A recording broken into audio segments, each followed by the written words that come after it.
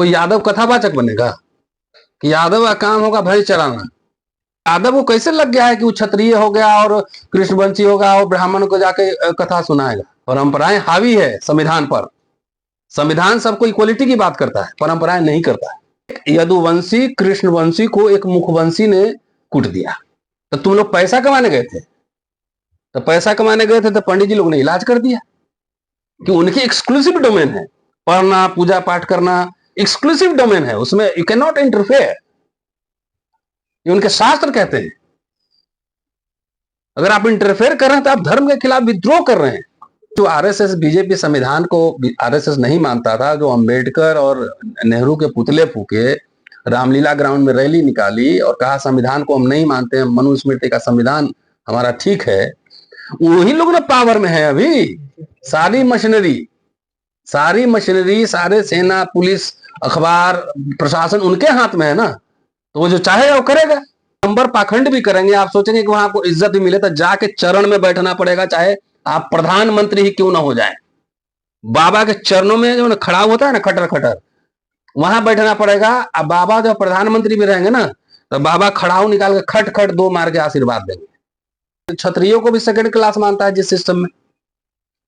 वहां आप चले थे कथावाचक करने, वहां चले तो वो भी ब्राह्मणों को जाके कथा सुना रहे थे, जो उनका एकाधिकार है, एक्सक्लूसिव राइट है।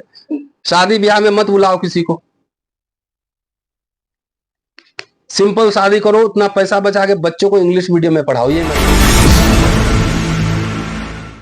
नमस्कार, मैं ज्योति यादव और आपने इटावा की एक खबर देखी होगी जिसमें किस प्रकार से यादव कथावाचक की न केवल बुरी तरह से पिटाई की गई, नाक रगड़वाई गई और फिर उसके बाद पेशाब से उन्हें पवित्र किया गया। उसके बाद वो खबर भी आपने देखी होगी जहां पर अखिलेश यादव ने बकायदा एक मोर्चा खोल दिया, ये कहते हुए कि अगर न्याय नहीं मिलता है तो 3 दिन के भीतर एक बड़ा आंदोलन करने वाले हैं। राजनीतिक गलियारों में तो एक हलचल मची ही हुई है, लेकिन इस पूरे विषय पर चर्चा करने के लिए प्रोफेसर रतन लाल हमारे साथ मौजूद है। सर, कथावाचक यादव की जिस तरह से बुरी पिटाई की गई, उस पर क्या प्रतिक्रिया है आपकी? क्या प्रतिक्रिया दूं? खबर सुनकर आपको कैसा लगा? अभी तक तो यादव समुदाय के लोग हिंदू राष्ट्र का मोर्चा संभालते थे, लेकिन अब तो पता चला कि वो खुद ही हिंदू नहीं है। अब तो समझ ले तो ज्यादा अच्छा है। और जो लोग मोर्चा ले घूम रहे हैं हिंदू राष्ट्र का, तो उनको मनुस्मृति, भगवद गीता, अहिरों को, शूद्रों को, यादवों को क्या कहता है वही पढ़ लेना चाहिए। देखिए, कोई भी डेमोक्रेटिक सोसाइटी में इस तरह का जो की घटना है वो जाहिर है निंदनीय है, लेकिन मैं इसको जो है ना कोई अचरज से नहीं देख रहा हूं।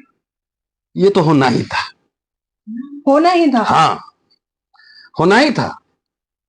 जब सीधा खुलेआम ये घोषणा हो रही है कि संविधान बदलना है और हिंदू राष्ट्र बनाना है, तो संविधान बदल के क्या लागू करना है? संविधान बदलकर मनुस्मृति लागू करना है, और मनुस्मृति में कोई यादव कथावाचक बनेगा कि यादव का काम होगा भैंस चराना। ठीक है, ये लोग अपनी, देखो ऐसा है ना, ये संविधान ने थोड़ा अधिकार दे दिया तो उछल कूद मचाए हुए हो, नहीं तो मनुस्मृति के नजर में तुम क्या हो, तुम्हारी औकात क्या है ना, ये पढ़ लो जाके। इसलिए मुझे अचंभा नहीं लगा। अरे इतने एट्रोसिटीज हो रहे हैं, मूंछ रखने पे मार दे रहा है, घोड़ी चढ़ने पे मार दे रहा है, ये सब हो रहा है। अब सरकार कुछ नहीं, हाँ कार्रवाई करेंगे। कितने लोग अभी जेल में गए? 4 लोग। चार्जशीट कितने हुआ है? बाकी लोग फरार हैं। तो फरार है तो सब कुछ तो नोट में चिप लगा जमीन के अंदर से आतंकवादी पकड़ सकते हो। अब बाकी लोग नहीं पकड़ा रहा है, तुम्हारे शर्म आनी चाहिए कि तुम्हारी एजेंसी क्या कर रही है। भाई ये जो मैं कह रहा हूं, मैं इतिहास का छात्र हूं, मैं नेता नहीं हूं। एक नेताजी से मिले थे 2019 के चुनाव में, हमने कहा था आपको अपर कास्ट वोट नहीं देगा, तो उन्होंने कहा था मुझे कि नहीं, हमारे यहाँ बिहार वाली बात नहीं, हमारे यहाँ 30-40% अपर कास्ट मुझे वोट दे देते हैं। मैं हंस दिया, इतिहास, आप नेता होंगे ना, इतिहासकार नहीं होंगे ना। कौन सा कम्युनिटी किस तरह से सोचता है और किस तरह से बिहेव करता है ना, उसका अध्ययन करता हूं ना, मैं करता हूं ना।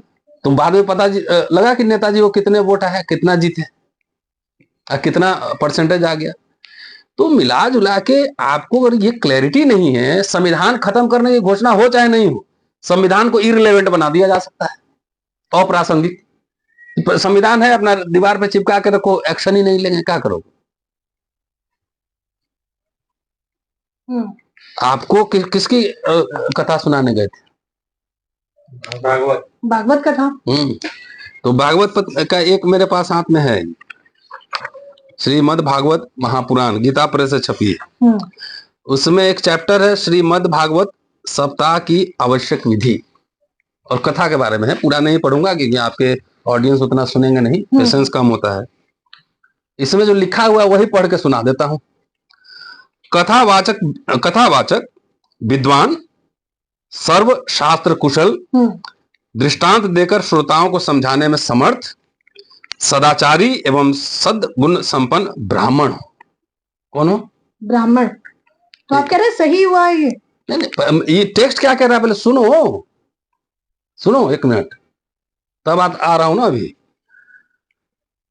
उनमें सुशीलता, कुलीनता, गंभीरता तथा श्री कृष्ण भक्ति का होना भी परमावश्यक है। वक्ता को अनसुईया तथा परनिंदा आदि दोष से सर्वथा रहित निष्पृह होने चाहिए। श्रीमद् भागवत की पुस्तकों को रेशमी वस्त्र से आच्छादित कर छत्र चंवर के साथ डोली में अथवा अपने मस्तक पर रखकर कथा मंडप में लाना और स्थापित करना चाहिए। उस समय गीत, वाद्य आदि के द्वारा उत्सव मनाना चाहिए। कथा मंडप से अनुपयोगी वस्तुएं हटा देनी चाहिए। इधर उधर दीवारों में भगवान और उनकी लीलाओं के स्मारक चित्र लगा देने चाहिए। वक्ता का मुंह यदि उत्तर की ओर हो तो मुख्य श्रोता का मुंह पूर्व की ओर होना चाहिए। यदि वक्ता पूर्वामुखी हो, पूर्व की ओर मुंह हो, तो श्रोता को उत्तर की ओर होना चाहिए। कौन होना चाहिए कथावाचक? ब्राह्मण। तो हिंदू धर्म का पालकी ढो रहे हो, आई पढ़े नहीं हो? जब दूसरे के डोमेन में जाके खेल करोगे तो ये सब तो मैंने कहा होना ही था कि ये तो वर्णाश्रम धर्म, धर्मशास्त्र क्या कहता है कि एक अच्छा राजा कौन है? एक अच्छा राजा वो है जो वर्णाश्रम धर्म का पालन करता है। और वर्णाश्रम धर्म क्या है? हर वर्ण अपने जाति, अपने वर्ण के हिसाब से काम करेगा। सम्राट अशोक हुए, वो तो बौद्ध बन गए, लेकिन उस समय वर्ण व्यवस्था कायम रही कि नहीं थी? नहीं ना? बिल्कुल। ये तो अचानक नहीं कि एकदम खत्म हो गया फिर से जन्म हो गया, वर्ण व्यवस्था उस समय भी थी ना। तो ये आप जो अगर यादव जाएगा पूजा पाठ कराने, कथावाचक कहने, तो ये समझिए कि आप अपने हिंदू धर्म ये है उसके खिलाफ विद्रोह कर रहे हैं। ये तो आप शंकराचार्य की बात का समर्थन कर रहे हैं। नहीं भाई, उनके धर्म जो कानून क्या कह रहा है वो अलग करूंगा। कानून, ये मेरे हाथ में किताब है, मेरी ही किताब है, आपने देखा होगा ना, धर्मांतरण। बाबा साहब की पूरी धम्म यात्रा है 20 से लेकर 56 तक। वो पूरा जिंदगी लगा कि इस धर्म में सुधार नहीं हो सकता, हमको समानता, बंधुता, न्याय नहीं मिल सकता है, तब उन्होंने छोड़ा ना। तो यादव को कैसे लग गया है कि वो क्षत्रिय हो गया और कृष्णवंशी होगा और ब्राह्मण को जाके कथा सुनाएगा? देश खाली संविधान से तो नहीं, परंपराओं से चल रहा है ना। अभी परंपराएं हावी है, परंपराएं हावी है संविधान पर। संविधान सबको इक्वलिटी की बात करता है, परंपराएं नहीं करता है। तो चंदे का धंधा केवल ब्राह्मण करेंगे? अब जाके पूछिए, हम तो नहीं जाते हैं कथावाचक करने, सुनने जाते हैं, अपने घर पे रहते हैं। आपको चाय पिलाते हैं कि नहीं? समोसा खिलाते हैं, खाना खिलाते हैं ना? पूछते हैं ना? तो आडंबर पाखंड जो तुमको नीच हीन समझता है, जो समाज, जो संस्कृति जो आपको नीच समझता है। अब तो मान लो कि अस्पृश्य दलित को कुटाते थे तो लगता था कि अरे वो दलित है, वैसे अछूत है। तो कई बार यादव भी क्षत्रिय कहते हैं अपने आप, क्षत्रिय। तो एक यदुवंशी कृष्णवंशी को एक मुखवंशी ने कुट दिया क्योंकि वर्णाश्रम धर्म का पालन नहीं किया था। वर्णाश्रम धर्म के हिसाब से मैंने मत भगवत का सुनाया है कौन होना चाहिए। तो बाबा जो कह रहा है ठीक ही कह रहा है ना। मेरा सवाल सिर्फ इतना है इन यादवों से, इन पिछड़ों से, इन दलितों से, कि जहां तुमको सिर्फ चटाई पे जमीन पर बैठने का अधिकार है, बोलने का अधिकार नहीं है, जहां पे तुम्हारा समानता का अधिकार नहीं, तुम वहां गए क्यों? तुम संविधान का पाठ कर सकते थे ना, बौद्ध का पाठ कर सकते थे ना। तो तुम लोग पैसा कमाने गए थे, तो पैसा कमाने गए थे तो पंडित जी लोग ने इलाज कर दिया कि उनकी एक्सक्लूसिव डोमेन है पढ़ना, पूजा पाठ करना, एक्सक्लूसिव डोमेन है, उसमें यू कैन नॉट इंटरफेयर, ये उनके शास्त्र कहते हैं। अगर आप इंटरफेयर कर रहे हैं तो आप धर्म के खिलाफ विद्रोह कर रहे हैं, ये समझिए। बाबा साहब का एक कोट सुना के मैं खत्म करता हूं। मुझे और सवाल लेने हैं। मुझे ये बताइए, मुझे तो आपसे जानकारी चाहिए थी कि आप संविधान के हिसाब से बताएंगे, लेकिन आप कह रहे हैं कि आस्था के हिसाब से एकदम। मैं शास्त्रों के हिसाब से बता रहा हूँ, संविधान से तो कह ही रहा हूं ना कि सबसे पहली बात है, दुनिया में जीने के लिए सिर्फ दाल रोटी नहीं चाहिए। क्या नहीं चाहिए? सिर्फ दाल रोटी नहीं चाहिए, आत्मसम्मान स्वाभिमान सबसे जरूरी है। Nothing is more disgraceful for a brave man than to live a life devoid of self respect. संविधान सभा में बाबा साहब ने क्या कहा था? किसी हो सकता है तानाशाही का खतरा होने का पैदा होने का खतरा है। समाज में हम जा रहे हैं विसंगतियों में। राजनीतिक एकता तो होगी, एक वोट एक व्यक्ति, लेकिन सामाजिक और सांस्कृतिक जो है एकता, आर्थिक एकता बराबरी नहीं होगी। तो समाज तो कई परंपराओं से चलता है ना, कानून से हर जगह थोड़ी चलता है। आपके घर में भी परंपराएं होंगी ना कुछ। तो अभी जो आरएसएस बीजेपी संविधान को आरएसएस नहीं मानता था, जो अंबेडकर और नेहरू के पुतले फूके, रामलीला ग्राउंड में रैली निकाली और कहा संविधान को हम नहीं मानते हैं, मनुस्मृति का संविधान हमारा ठीक है, वही लोग ना पावर में है अभी। सारी मशीनरी, सारे सेना, पुलिस, अखबार, प्रशासन उनके हाथ में है ना, तो वो जो चाहेगा वो करेगा। कानून पालन कराने के लिए क्या, एक बार बताइए, अखिलेश यादव को टोटी चोर बोला कि नहीं बोला गया है? उनका घर खाली धोया गया कि नहीं? तो अखिलेश यादव को नहीं दिमाग खुल रहा है? तो कह रहे हैं हमारा तो खुल रहा है, तभी तो हम पीडीए लेकर चल रहे हैं ना। तो पीडीएल को वो जो अभी पीड़ित लोग को बुला के ढोल दे रहे हैं, उसको शॉल उड़ा रहे हैं, 51,000 रुपया आप दे रहे हैं, तो आप मरहम लगा रहे हैं ना। इसका मतलब है कि दिल में सुराख हो तो बाईपास सर्जरी नहीं कर रहे हैं आप, ऊपर से क्या बैंडेड पट्टी लगा रहे हैं। अभी भी उनको मोह किस बात का है? किस बात का मोह है? उनको ये बात कहना चाहिए था ना कि जहां इतना अपमानित हो रहे हैं, मुख्यमंत्री होके, रक्षा मंत्री का बेटा होके, मुख्यमंत्री होके, जब हमें टूटी चोर कहा गया और मेरे घर को गंगा, वैसे लोगों को अपने यहां बुलाओ मत, आना जाओ, ये कहना चाहिए था ना। बिल्कुल। क्यों नहीं कहा? यह सांस्कृतिक युद्ध भी है। बाबा साहब ने कहा है कि भारत का इतिहास ब्राह्मणिज्म और बुद्धिज्म का ही इतिहास है और कुछ नहीं। तो आपको मुंह पास में काहे रखूंगा? आडंबर पाखंड भी करेंगे, आप सोचेंगे कि वहां आपको इज्जत भी मिले, तो जाके चरण में बैठना पड़ेगा, चाहे आप प्रधानमंत्री ही क्यों ना हो जाए। बाबा के चरणों में जो खड़ा होता है ना, खटर खटर, वहां बैठना पड़ेगा। अब बाबा जब प्रधानमंत्री भी रहेंगे ना, तो बाबा खड़ाऊ निकाल के खट खट 2 मार के आशीर्वाद देंगे।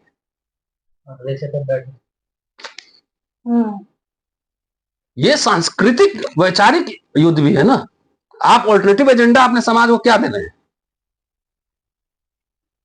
संविधान के पक्ष में आप कहां खड़े हो? वहां संविधान पकड़ा देते कि अब तुम कथावाचक नहीं होगा। तो सबका डेमोक्रेटिक राइट है, मैं मानता हूं।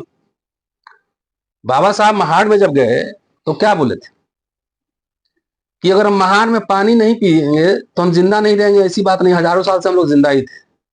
वो खाली ये दिखाने के लिए हमारा डेमोक्रेटिक राइट है इसलिए हम महाड़ आए। डेमोक्रेटिक राइट है, लेकिन उस जिस सिस्टम में ही अनडेमोक्रेटिक हो, जिस सिस्टम में ही असमानता हो, उस सिस्टम में जाके आप क्या करेंगे? समानता लाएंगे? तो आप कह रहे हो उसे दरकिनार कर देना चाहिए। किसको? अरे जहां आडंबर पाखंड ये सब है, छोड़ो, वैकल्पिक बहुत सारे चीज है ना। तुम शादी ब्याह में क्यों बुलाते हो? तुम्हारी शादी होगी तो हम आएंगे, हम देखेंगे किस विधि से शादी करती हो तुम। अरे कोर्ट है, अर्जक विधि है, तमाम तरह की परंपराएं हैं, बौद्ध रीति है। तो घर में बुलाओगे, आप पाँव में उनके बैठ के उनको बैठा के खीर पूरी खिलाओगे, आप पैसा दोगे, और जूता भी मारेगा, और तभी लाज शर्म है कि नहीं तुम लोग को? कोई स्वाभिमान नाम की चीज है? तो चंदा देने वाले तो सबसे ज्यादा पीडीए समुदाय के ही लोग होते हैं। तो जाओ, आप स्वीकार करिए। नहीं है, वही तो हम कह रहे हैं ना। और इतनी देर से क्या कह रहे हैं? यादव नहीं है, हम तो यादव को थोड़ी कह रहे हैं। यादव तो एक घटना है ना अभी, कि जो अपना जो क्षत्रिय भी समझ रहा है उसके साथ कैसे अपमानित होता है। और मैं आपको ये भी बता दूं, बिहार में जनेऊ आंदोलन चला था, यादवों ने जनेऊ पहने थे, मार मार के पीठ दाग दिया था 1920 के दशक में, जाके इतिहास पढ़ लीजिए। तो उनको खाली ये कि आप जिस धर्म की पालकी ढो रहे हैं वो आपको लतियाता है। आपको साथ ही बैठ जाएंगे ना, सीएम भी बन जाएंगे ना, तो अपने घर में जब अंदर सब बैठेगा तो बोले क्या कहीं अब अहिरा के साथ बैठे बैठे के पड़ेला, ऐसे बात करता है, पता है आपको।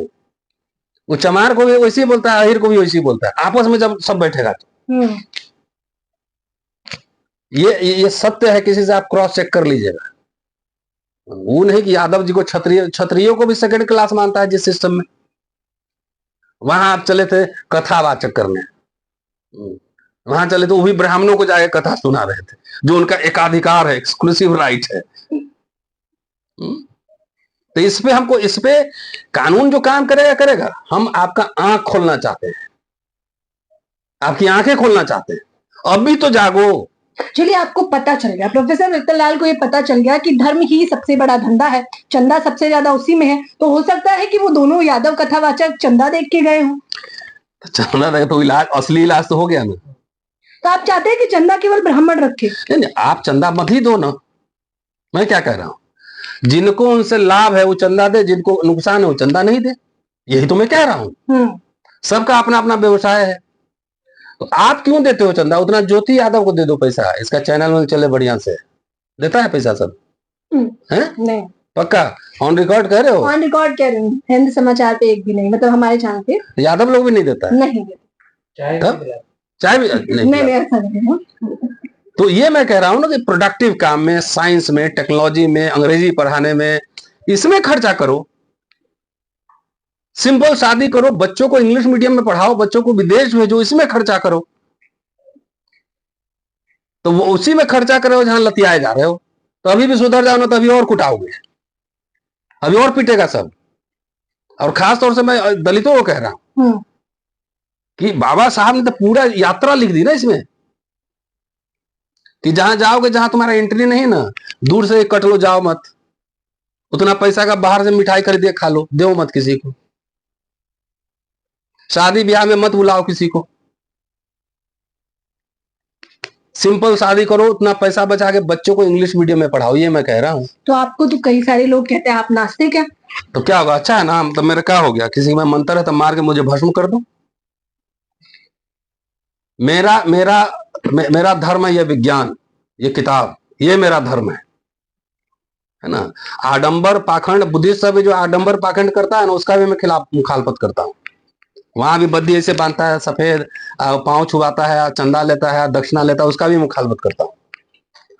बुद्धिज्म का मतलब बौद्ध में बनाना नहीं है, बुद्धिज्म का मतलब है प्रबुद्ध भारत, इनलाइटेड इंडिया, तर्क विज्ञान जहां पे वास करे वो है। अगर बुद्धिज्म में भी कर्म कांड है, पाखंड है, तो उसका भी मैं विरोधी हूं। शुक्रिया, थैंक यू। फिलहाल इस चर्चा के बारे में आप लोग मुझे अपनी प्रतिक्रिया जरूर दीजिए।